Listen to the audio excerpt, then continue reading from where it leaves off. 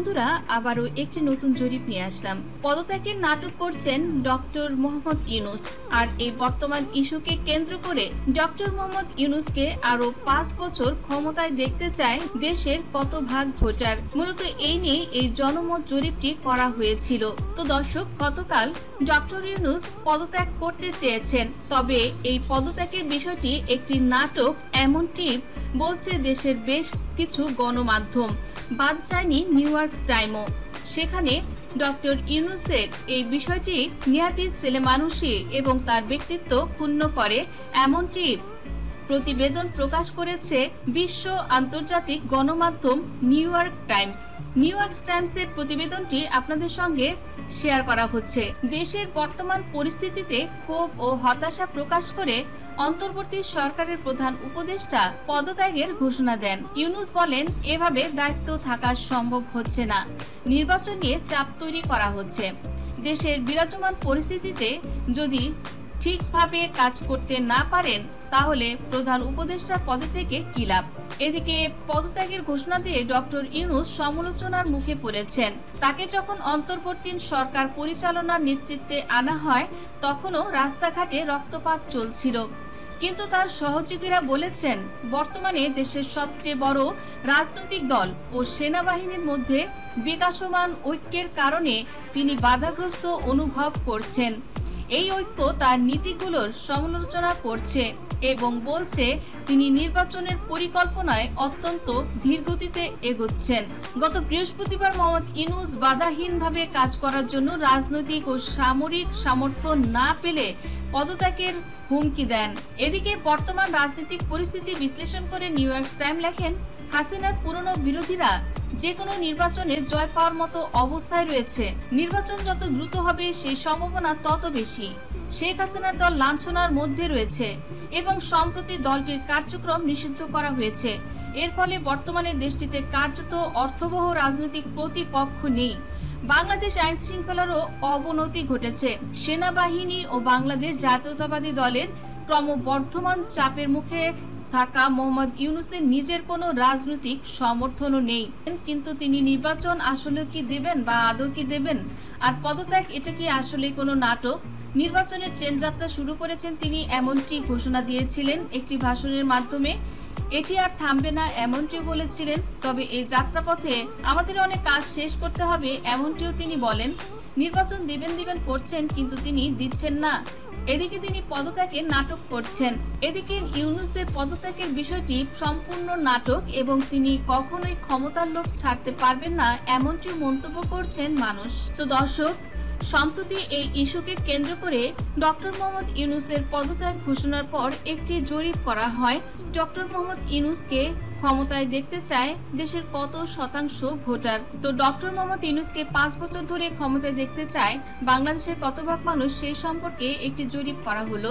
তো আপনারা সবাই জানেন, বর্তমানে একটা অন্যতম আলোচনার বিষয় হলো ডক্টর মোহাম্মদ ইউনূসকে আরো 5 বছর ক্ষমতায় রাখা। অনেকে দাবি জানাচ্ছেন, অনশন করছেন এবং মার্চ ফর ইউনূস প্রোগ্রামও হচ্ছে। আর অনেকে এ নিয়ে নানান কথা বলছেন।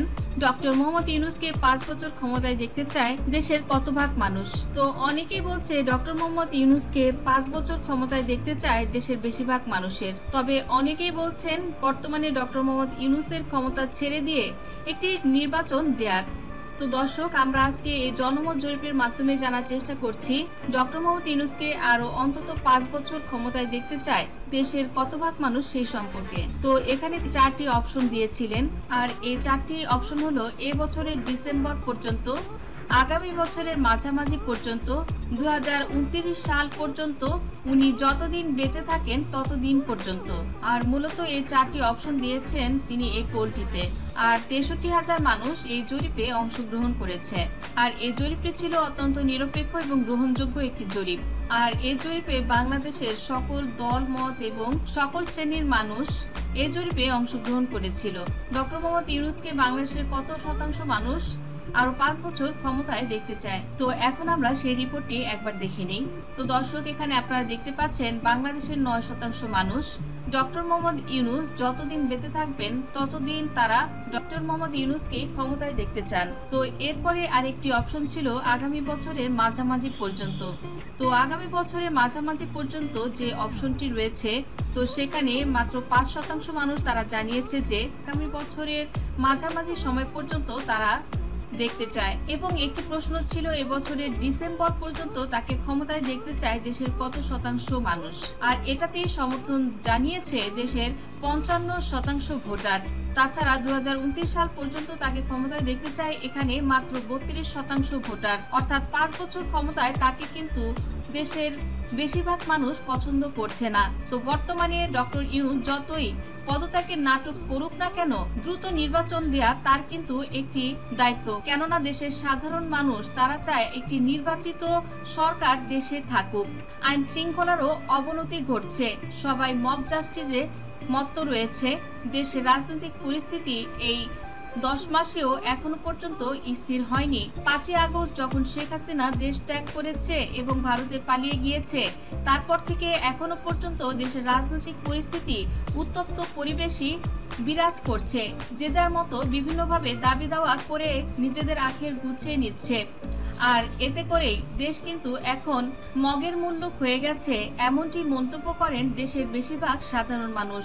তো এই পরিস্থিতি উত্তোলনের লক্ষ্যে দেশের অন্তর্বর্তী সরকার ডক্টর ইউনূস তার কিন্তু উচিত সেনাবাহিনীকে সঙ্গে নিয়ে তার উচিত এখন ডিসেম্বরের মাঝে একটি সুষ্ঠু নির্বাচন দেয়া।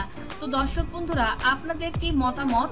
ডক্টর ইউনূসের কি এখন উচিত সঠিকভাবে নির্বাচন দেয়া, নাকি তিনি যে নাটকগুলো করছেন পদত্যাগ করবেন, তিনি কাজ তাকে নিজের মতো করতে দেয়া হবে? এবং ডক্টর ইউনূস তিনি কিন্তু একজন সম্মানিত ব্যক্তি, তিনি একজন নোবেল বিজয়ী, তার সমাদৃত সারা বিশ্বব্যাপী।